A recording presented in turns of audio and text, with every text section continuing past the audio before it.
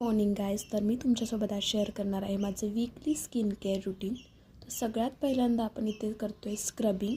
So scrub करण्याच्या पूर्वी तुम्हाला तुमचा जो चेहरा आहे तो ओला करून घ्यायचा आहे. स्क्रब करताना लक्षात ठेवायचे की 2 ते 3 मिनटापेक्षा जास्त स्क्रब नाही करायचं. स्क्रब अप्लाय केल्यानंतर सर्क्युलर मोशनमध्ये स्क्रबिंग करायचं आहे. स्क्रब झाल्यानंतर तुम्हाला तो ओल्या थंड पाण्याने चेहरा स्वच्छ धुवून घ्यायचा आहे आणि एक कोरडं कापड असेल ते सॉफ्ट कापड यूज करायचं आहे चेहरा साफ करण्यासाठी.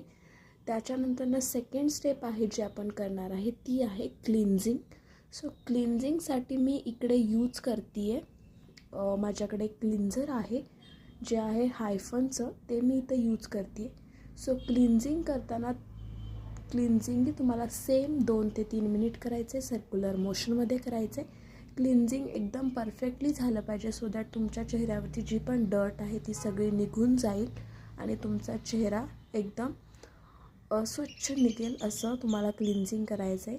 क्लिन्झिंगनंतर सेम तुम्हाला एक सॉफ्ट टॉल घ्यायचा आहे आणि स्किन ड्राय करून घ्यायची आहे. याच्यानंतर आपण अप्लाय करणार आहोत टोनिंग. सो टोनिंगसाठी मी इथं यूज करते आहे गुलाबजल. सो गुलाबजलचे 3 ते 4 ड्रॉप्स तुम्हाला घ्यायचे आणि ते टॅप करून तुमच्या चेहऱ्यावरती लावायचे आहेत.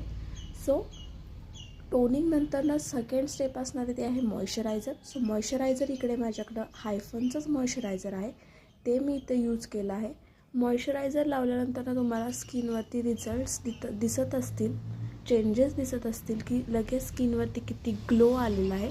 सो हे तर तुम्ही क्लिन्झिंग आणि स्क्रबिंग जर परफेक्टली केलं तर तुमच्या स्किनवरती तो ग्लो येतो. याच्यानंतर माझ्या स्किनवरती थोडेफार पिंपल्सचे डाग आहेत. सो याच्यासाठी माझ्याकडे एक स्पॉट रिडक्शनचे ड्रॉप आहे, ते मी यूज केले. नंतर आहे की लिप बाम यूज करायला बिलकुल विसरू नका सो दॅट तुमचे लिप्स जे आहेत ते सॉफ्ट आणि मॉइश्चराईज होतील. देन लास्ट स्टेप आहे ते आहे बॉडी लोशन. अजिबात विसरू नका हँड्सवरती, तुमच्या नेक एरियावरती, तुमच्या लेग्सवरती बॉडी लोशन अप्लाय करायला. Okay, bye.